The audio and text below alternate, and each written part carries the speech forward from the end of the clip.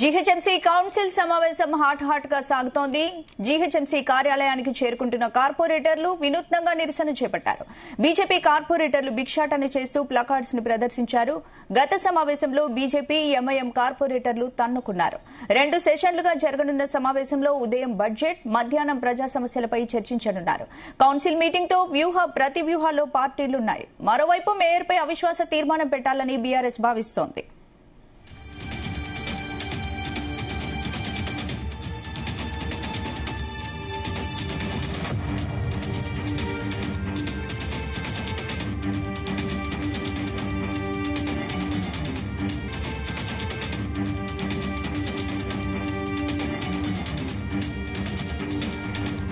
ఇదే అంశానికి సంబంధించి పూర్తి అప్డేట్స్ మా bureau chief Narender GHMC office నుంచి లైవ్ లో మరిన్ని అప్డేట్స్ అందిస్తారు. Over to you Narender. Right స్పందన, కాసేపటి క్రితమే జీహెచ్ఎంసీ సమావేశాలు స్టార్ట్ అయినాయి. సమావేశమైనటువంటి 15-20 నిమిషాల్లోనే పెద్ద ఎత్తున గొడవ అయింది. మనం చూస్తున్నాం విజువల్స్ లో బీఆర్ఎస్ సంబంధించినటువంటి కార్పొరేటర్లందరినీ ఒక్కొక్కరిగా అరెస్ట్ చేసి తీసుకెళ్తున్నటువంటి సందర్భాన్ని మనం చూస్తున్నాం. లోపల సమావేశాలు స్టార్టింగ్ అవడంతో ముందుగా మేయర్ అధికార పార్టీకి సంబంధించినటువంటి కార్పొరేటర్లకు అవకాశం ఇవ్వడంతో చాలా మంది కూడా కార్పొరేటర్లు మాట్లాడే ప్రయత్నం చేశారు. మాట్లాడుతున్నంతసేపు కూడా బీజేపీ, బీఆర్ఎస్ సంబంధించినటువంటి కార్పొరేటర్లందరూ కూడా పెద్ద ఎత్తున నిరసన చేశారు. ముందు అభివృద్ధి రాష్ట్ర ముఖ్యంగా జీహెచ్ఎంసీ సంబంధించినటువంటి అభివృద్ధి ఏమైంది, రాష్ట్రాన్ని మొత్తం కూడా దివాలా తీసేటువంటి ప్రయత్నం అయితే చేయడం జరిగింది. ఎందుకోసం ఇలాంటి పరిస్థితి తీసుకొచ్చారని కూడా ముఖ్యంగా జీహెచ్ఎంసీ మేయర్ మీద కానీ డిప్యూటీ మేయర్ ఎవరైతే బీఆర్ఎస్ పార్టీ నుంచి పార్టీ మారారో వాళ్లను వెంటనే బర్తరఫ్ చేయాల్సిన అవసరం ఉంది, అవిశ్వాసం పెట్టాల్సిన అవసరం ఉందని కూడా అనుమతి ఇవ్వాలని కూడా చాలా మంది కూడా పట్టుబడడం జరిగింది. అయితే వాళ్ళు ఎవరికి కూడా మైక్ ఇవ్వని పరిస్థితి. మైక్ ఇవ్వని నేపథ్యంలో పెద్ద ఎత్తున వీళ్ళందరూ కూడా బయటకు వచ్చే ప్రయత్నం చేశారు. మేయరు పొడియం చుట్టుముట్టే ప్రయత్నం చేశారు. దీంతో చాలాసేపు ఘర్షణ వాతావరణం, ఇద్దరు మహిళా కార్పొరేటర్లకు అవకాశం ఇవ్వడం జరిగింది. దాని తర్వాత వెంటనే బ్రేక్ తీసుకోవడం జరిగింది. ఈ క్షణంలో ఖచ్చితంగా కూడా ఇక్కడ గొడవ జరుగుతున్నటువంటి పరిస్థితి మనం చూస్తున్నాం. మరి కొంతమంది ఇక్కడ కార్పొరేటర్లు అరెస్ట్ చేయడానికి తీసుకొస్తున్నటువంటి పరిస్థితి చూస్తాం. మరొక వ్యాన్ కూడా ఇక్కడ ఏర్పాటు చేయడం జరిగింది. చాలా మంది ఇక్కడికి వచ్చి మాట్లాడడం జరుగుతుంది. ఖచ్చితంగా ఇక్కడ ఎవరైతే బీఆర్ఎస్ అదేవిధంగా బీజేపీ సంబంధించినటువంటి కార్పొరేటర్ ఉన్నారు వాళ్ళందరూ కూడా ఒకటే నినాదం చేస్తున్నారు. జీహెచ్ఎంసీ మొత్తం కూడా అభివృద్ధి లేకుండా పోయింది. ఎక్కడ లైట్లు ఎక్కడ కూడా వెలగడం లేదు. పారిశుద్ధం మొత్తం పడకేసినటువంటి పరిస్థితి మనం చూస్తున్నాం. కనుక ఇలాంటి పరిస్థితుల్లో ఇట్లాంటి దివాలా కోరు ప్రభుత్వం రాష్ట్రంలో కొనసాగుతుందంటూ కూడా బీఆర్ఎస్ సంబంధించినటువంటి కార్పొరేటర్ అందరూ కూడా ఆరోపణ చేస్తున్నటువంటి పరిస్థితి. ఇప్పుడైతే ప్రజెంట్ విరామం నడుస్తుంది. మరి కాసేపట్లో సభ స్టార్ట్ అయిన తర్వాత వాళ్ళకి అవకాశం మైక్ ఇస్తారా లేదా అని చూడాల్సిన అవసరం ఉంది. ప్రధానంగా ఈరోజు బడ్జెట్ సమావేశం ఉంది. బడ్జెట్ దాదాపు 8,840 కోట్ల రూపాయల దాకా బడ్జెట్ తో ముసాయిదాను సిద్ధం చేసినటువంటి పరిస్థితి కనిపిస్తుంది. గత ఏడాది దాదాపు 7,000 పైచిలుకు కోట్లతో జీహెచ్ఎంసీ బడ్జెట్ ని ఏర్పాటు చేసిన సందర్భాన్ని మనం చూసాం. ప్రజెంట్ కౌన్సిల్ సమావేశం జరుగుతున్నటువంటి సమయంలో పెద్ద ఎత్తున నిరసన కార్యక్రమాలు అయితే చేస్తున్నటువంటి పరిస్థితి. ఎందుకంటే బీఆర్ఎస్ కు మంచి మెజార్టీ ఉన్నప్పుడు కూడా చాలా మంది కూడా కాంగ్రెస్ పార్టీ కావాలని పార్టీలోకి తీసుకోవడం జరిగిందని కూడా వాళ్ళు ఆరోపణ చేస్తున్నటువంటి సందర్భం. కొంతమంది మనం జీహెచ్ఎంసీ కౌన్సిల్ సమావేశం స్టార్ట్ కాకంటే ముందు కొంతమంది బీజేపీకి సంబంధించినటువంటి కార్పొరేటర్లు శ్రవణ్ కావచ్చు, మిగతా వాళ్ళు కూడా వెరైటీ ప్రదర్శనతో జీహెచ్ఎంసీ ఆఫీస్ లోపలికి రావడం జరిగింది. శ్రవణ్ అనేటువంటి కార్పొరేటరు భిక్షాటన చేసుకుంటూ లోపలికి వచ్చినటువంటి పరిస్థితి మనం చూసాం. అంటే జీహెచ్ఎంసీ మొత్తం కూడా దివాలా తీసింది, బడ్జెట్ లేకుండా అయిపోయింది, కనీస పనులు కూడా మేము చేయలేకపోతున్నాము. జీహెచ్ఎంసీ కార్పొరేటర్లుగా మమ్మల్ని ప్రజలు గెలిపించి ఏం అభివృద్ధి చేయకపోతే ఎట్లా అంటూ కూడా బీజేపీ కార్పొరేటర్లు అందరూ కూడా తమ నిరసన ద్వారా వ్యక్తపరుస్తున్నటువంటి పరిస్థితి మనం చూస్తున్నాం. చాలా మంది పోలీసులు కావచ్చు వాళ్ళందరూ కూడా వెయిట్ చేస్తున్నటువంటి పరిస్థితి. మరి కొంతమందిని వాళ్ళని అరెస్ట్ చేసి తీసుకెళ్లాలన్నటువంటి ఆలోచన, అంటే సభను నడవనీయకుండా ఉండేందుకు, కౌన్సిల్ సమావేశాలు నడపనీయకుండా ఉండేందుకు బీఆర్ఎస్ బీజేపీ అడ్డుపడుతుందంటూ కూడా అధికార పార్టీకి సంబంధించినటువంటి కార్పొరేటర్లు చెప్తున్నటువంటి సందర్భం అయితే మనం చూస్తున్నాం. కొంతమంది ఎమ్మెల్సీలు కావచ్చు, ఎక్స్ఎఫ్ఓసీ సంబంధించినటువంటి సభ్యులు కూడా కొంతమంది హాజరైనటువంటి పరిస్థితి ఉంది. అయితే ప్రీ ప్లాన్ గానే వచ్చారు. కాంగ్రెస్ పార్టీకి అది కొంతమంది మన దగ్గర ఉన్నారు. వివేక్ గారు ఉన్నారు, మాట్లాడించే ప్రయత్నం. ఇదంతా కూడా ప్రజాస్వామ్యానికి విరుద్ధంగా, అప్రజాస్వామికంగా ఈరోజు వ్యవహారం అంతా రాష్ట్రంలో సాగుతా ఉన్నది. ఈరోజు హైదరాబాద్ లో పూర్తిగా అభివృద్ధి అంతా కూడా కుంటుపడిపోయింది. హైదరాబాద్ నగరంలో పారిశుద్ధ్యం పడికేసేసింది. మొత్తానికి కూడా వీధి దీపాలు వెలగట్లేదు. ఈరోజు ఈ కాంగ్రెస్ పార్టీ అధికారంలోకి వచ్చి సంవత్సరం పైచీలకు వస్తా ఉంది. వారు ఇచ్చిన హామీలు విస్మరించడమే కాకుండా హైదరాబాద్ నగరాన్ని పూర్తిగా విస్మరిస్తా ఉన్నారు. ఈరోజు వారు ఇచ్చినటువంటి గ్యారంటీలు గ్రామాల్లో ఎన్నికలున్నాయి కాబట్టి, గ్రామాల్లో గ్రామ పంచాయతీ ఎన్నికలు పెట్టాలి కాబట్టి ఈరోజు గ్రామ పంచాయతీలని మండలానికి ఒకటి అని చెప్పి ప్రజలను ఆశ చూపి మరొకటి హైదరాబాద్ నగరంలో 1 కోటి జనాభా అంటే తెలంగాణ రాష్ట్రంలో దాదాపు 1/3 పాపులేషన్ ఉన్నటువంటి హైదరాబాద్ నగరాన్ని విస్మరించి ఇక్కడ పేద ప్రజలు లేరా? ఈరోజు హామీలు అమలు చేయట్లేదు. అభివృద్ధి పూర్తిగా కుంటుపడిపోయింది. బీఆర్ఎస్ హయాంలో కేసీఆర్ గారి నాయకత్వంలో, కేటీఆర్ గారి సారథ్యంలో హైదరాబాద్ నగరానికి విశ్వ నగరంగా గుర్తింపు తీసుకొచ్చి కొన్ని లక్షల కోట్ల రూపాయలు పెట్టుబడులు తీసుకొచ్చి కొన్ని లక్షల ఉద్యోగాలు క్రియేట్ చేసిన ఘనత బీఆర్ఎస్ పార్టీకి. ఈరోజు నగరం యొక్క ప్రతిష్టని దెబ్బతీసే విధంగా ఈరోజు కాంగ్రెస్ పార్టీ వ్యవహరిస్తా ఉన్నది. చాలా అన్యాయం ఇది, అప్రజాస్వామికం. ప్రజలతో ఎన్నుకోబడ్డటువంటి కార్పొరేటర్ల హక్కులను కాలరాస్తా ఉన్నారు. తమ ప్రాంతాల్లో నిధులు కేటాయించట్లేదు. మేము కట్టిన పన్నులు రూపాయల డబ్బులు మా డబ్బులు మాకు ఇవ్వండి అంటే ఇవ్వట్లేదు. ఈరోజు హైదరాబాద్ నగరం మొత్తంలో కూడా మరి ₹1 అంటే ప్రభుత్వం నుంచి సహకారం అందకపోగా జీహెచ్ఎంసీ నిధులను కూడా పక్కకు మళ్లించే ప్రయత్నాలు జరుగుతూ ఉన్నాయి.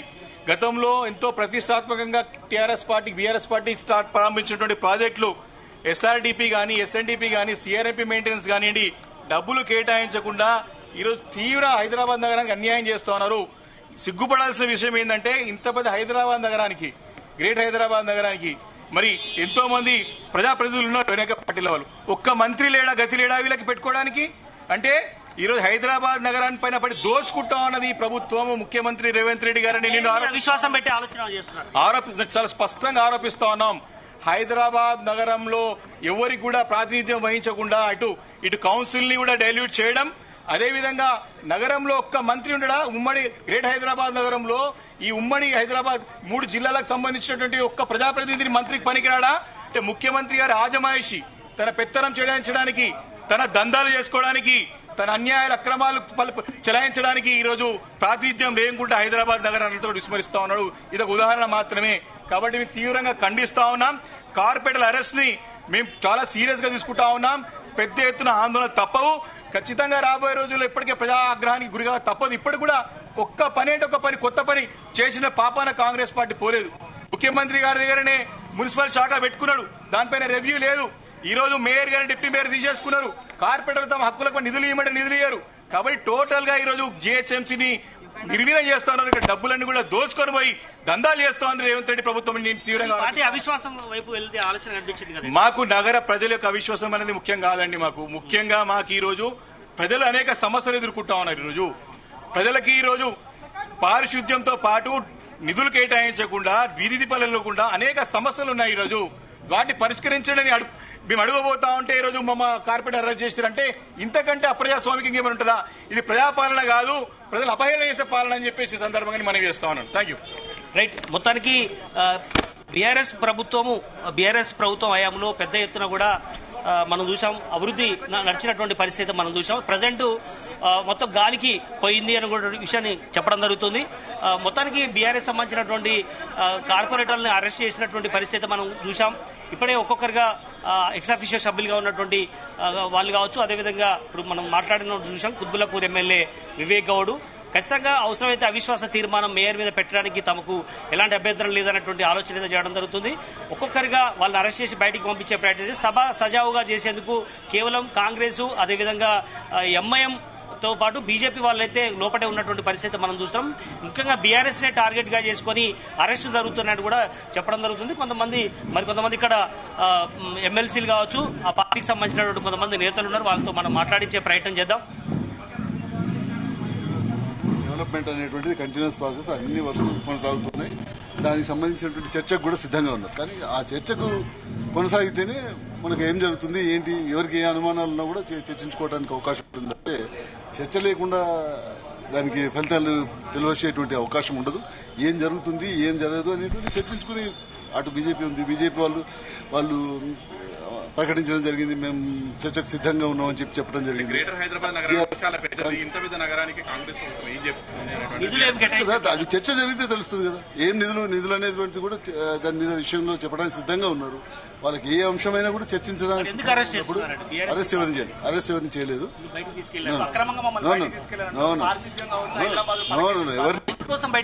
ఎవరిని అరెస్ట్ చేయలేదు.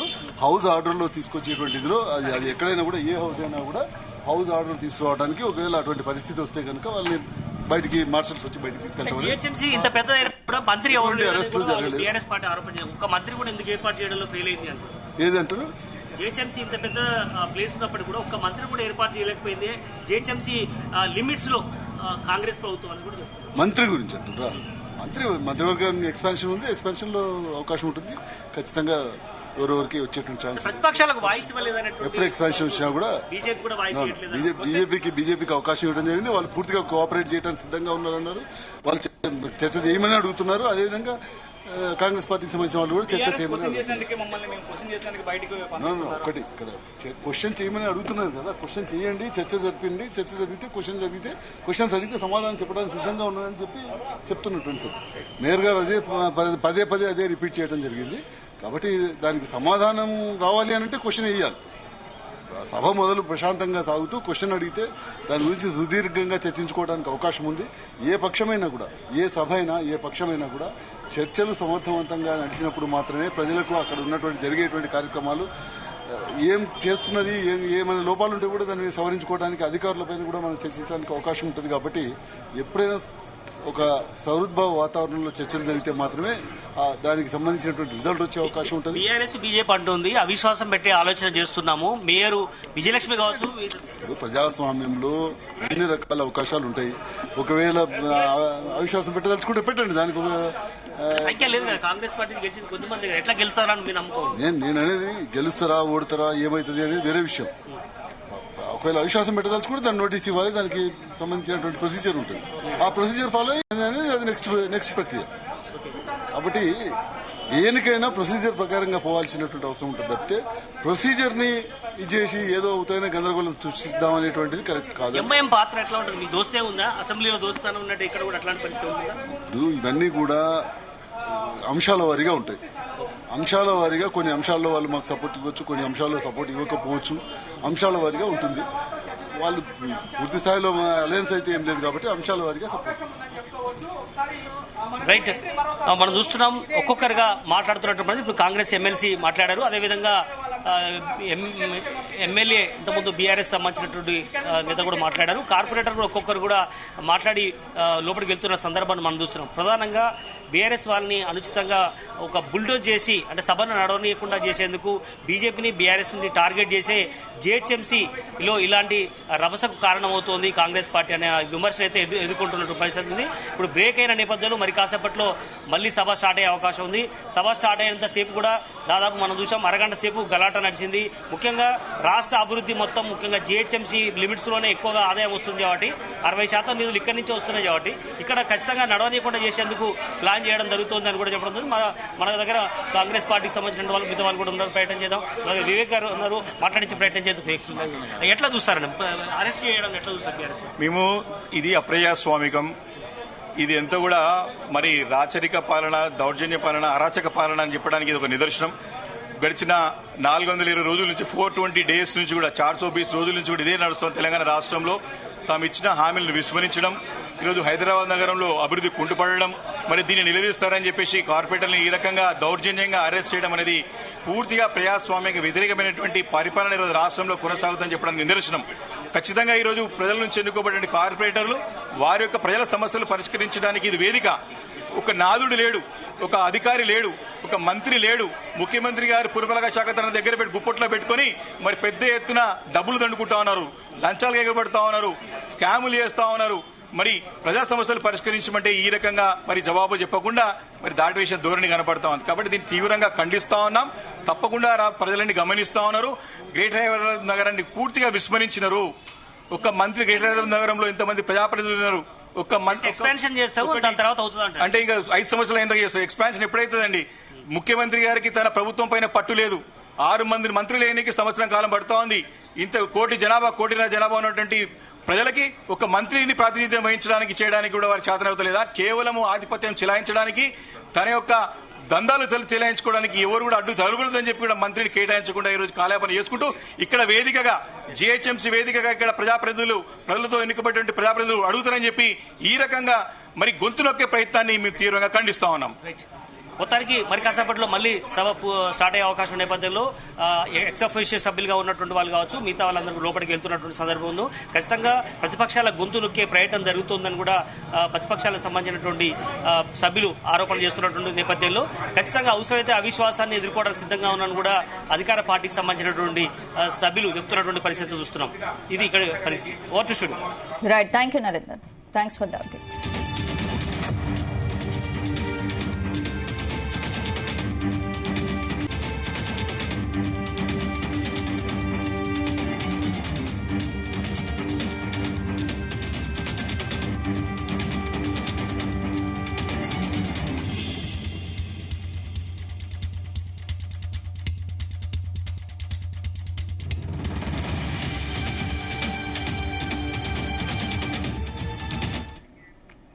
సంధ్య థియేటర్ తొక్కిసలాట ఘటనలో గాయపడ్డ శ్రీతేజ ఆరోగ్య పరిస్థితి ఇంకా విషమంగానే ఉంది. ఘటన జరిగి 56 రోజులు గడుస్తున్నా పిల్లాడు కోలుకోలేదు.